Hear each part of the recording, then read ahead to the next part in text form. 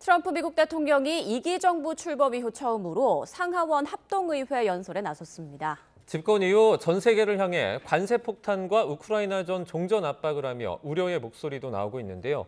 트럼프 미국 대통령의 정책과 오늘 연설 관련한 내용, 이종수 해설위원과 함께 얘기 나눠보겠습니다. 안녕하십니까? 네, 수고 많으십니다. 네, 트럼프 대통령 오늘 환호와 야유 속에 연설을 했는데요. 오늘 내용 중에 좀 가장 인상 깊었던 부분이 어떤 부분인가요? 네, 말씀하신 대로 트럼프 대통령 집권 초기의 자신감이나 또 상하 양원을 장악한 공화당의 환호, 이에 대비적인 민주당의 침묵, 항의 이런 것보다도 아무래도 한국 관련 멘트가 인상적일 수밖에 없는데요. 트럼프 대통령이 이제 알래스카의 세계 최대 규모의 천연가스관 개발 사업에 한국이 참여하기를 희망한다, 이렇게 말을 했습니다. 네. 관련 발언 한번 직접 들어보시죠. My administration is also working on a gigantic natural gas pipeline in Alaska, among the largest in the world, where Japan, South Korea, and other nations want to be our partner with investments of trillions of dollars each. There's never been anything like that one. It will be truly spectacular. It's all. 멋진 일이라고 이제 네. 트럼프 대통령이 많이 하는 그런 얘기도 했는데, 네. 트럼프 대통령은 당선자 시절에는 윤 대통령과의 통화에서 한국이 미국의 조선산업 부활에 참여하기를 희망한다고 얘기하지 않았습니까? 그것은 이제 1,500조 규모의 미 해군 함정의 건조에 한국이 참여하길 바란다는 것인데, 이번에도 그 대규모 협력 사업에 참여하길 희망했다는 점에서, 그러니까 더군다나 이게 의회 연설에서 그랬다는 점에서 이제 일단은 좀 긍정적으로 보이긴 합니다만, 여기 지금 수조 달러가 투자가 된다는 거 아닙니까? 네. 그러면 우리가 얼마를 부담할지, 또 그 대가는 뭔지, 그게 또 궁금해서요. 그걸 좀 살펴봐야 하지 않을까 싶습니다. 네. 트럼프 미국 대통령이 우리나라를 또 콕 집어서 관세 부과 정책에 대해서 이야기를 했는데요. 관련 녹취도 듣고 이야기 이어가도록 하겠습니다. And South Korea's average tariff is 4 times higher. Think of that, 4 times higher. And we give so much help militarily and in so many other ways to South Korea, but that's what happens. This is happening by friend and foe. This system is not fair to the United States and never. 네, 그러니까 한국이 해외에 관세 부과를 미국보다 더 심하게 하고 있다, 이런 내용인 것 같은데 아무래도 경고성 메시지라고 좀 볼 수 있겠죠. 그렇습니다. 이제 국방 군사적으로 도와주기도 하고 다른 많은 도움도 받고 있는데, 한국이 관세를 4배 이상 이렇게 부과하고 있다고 그런 거니까요. 관세 폭탄의 예고로 들리긴 합니다. 근데 지금 맥락을 정확히 봐야 되겠습니다만은 우리나라랑 이제 미국이랑 한미 FTA가 체결이 돼 있어서 우리가 거의 미국의 수입품에는 관세를 매기지 않고 있거든요. 그래서 이게 뭘 얘기하는 것인지, 그리고 일단 관세 폭탄의 예고라고 들리긴 합니다만 정확한 배경은 좀 더 따져봐야 하지 않을까 싶습니다. 네, 이 부분은 좀 확인이 필요한 것 같고요. 트럼프 대통령이 지금 사실상 전 세계의 관세 폭탄을 예고하면서 압박하고 있는 그런 상황이잖아요. 그렇죠. 트럼프 대통령은 진짜 관세 폭탄의 카드가 되게 다양합니다. 지금 어제 중국, 그리고 추가로 한 거죠. 지난달 4일에 이어서 10% 추가 관세를 했고, 그다음에 캐나다, 멕시코에 대해서 이제 관세 부과를 했는데, 이건 국가별 관세가 되고요. 또 품목별 관세가 있습니다.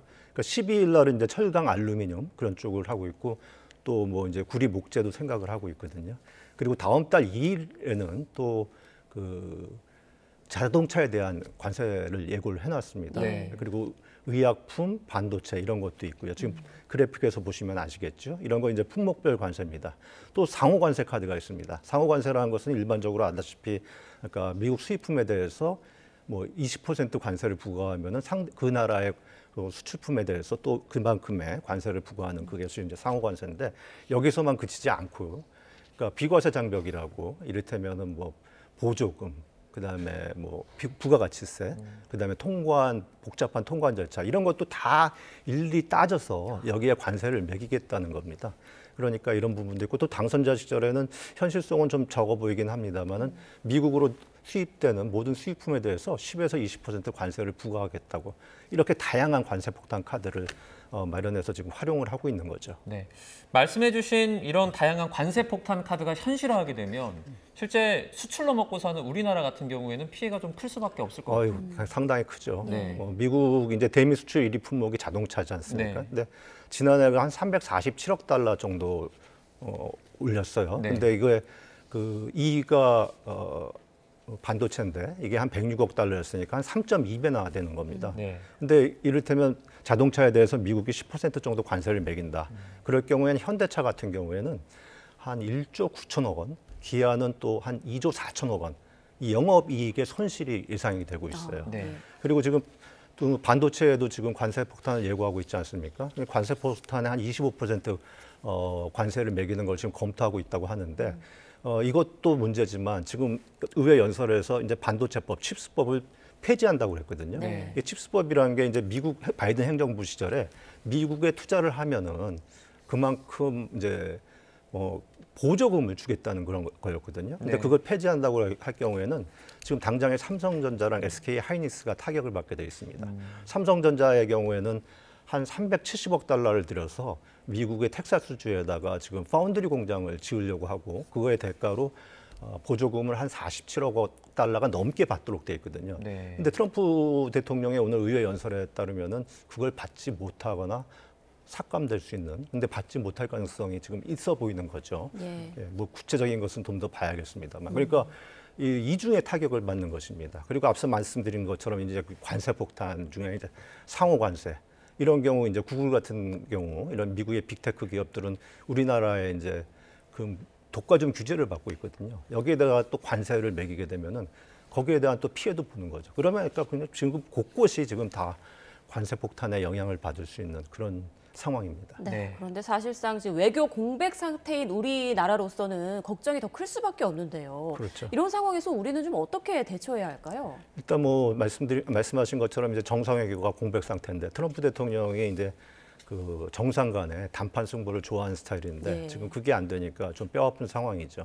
근데 다만 좀 다행스러운 것은 안덕분 산업통상자원부 장관이 지난달 말 이제 방미 성과로 앞서 얘기한 알래스카, 조선, 에너지, 그리고 관세, 비관세 이 5개 분야에 대해서는 미국의 카운터파트인 상무부, USTR, 미 무역대표부, 그리고 미국 에너지위원회 여기랑 이제 5개 분야의 협력 채널을 마련을 했다고 합니다. 그러니까 이제 협상 창구는 마련된 셈이에요. 네. 하지만 지금 이것은 이제 창구만 열려 있다 뿐이지 미국이 실제 어떻게 나올지 그건 알 수가 없는 상황이고 네. 트럼프 대통령의 스타일이라는 게 이제 관세 폭탄을 한번 예고를 해서 상대가 이제 납작 엎드리게 하지 않습니까? 예. 그런 다음에는 이제 뭐 실리를 챙기게 되면은 또 유예를 조금 해주기도 하고 뭐 그러면서 또 이렇게 굉장히 롤러코스터를 탄단 말이죠. 그러니까 이제 협상의 창구는 마련돼 있긴 하지만 실제로 앞으로 협상이 전개될 때 상당히 많은 이제 변화무쌍한 마라톤 협상이 될 가능성이 많은 거죠.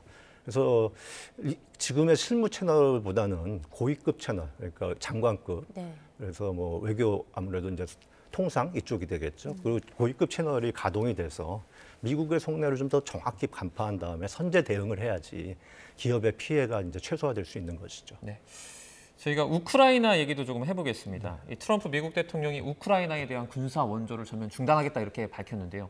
얼마 전에 젤렌스키 대통령이 트럼프 대통령을 만났다 거의 인사하는 과정에서 이렇게 그 문제가 생겨서 서로 이렇게 바로 헤어지기도 했었거든요.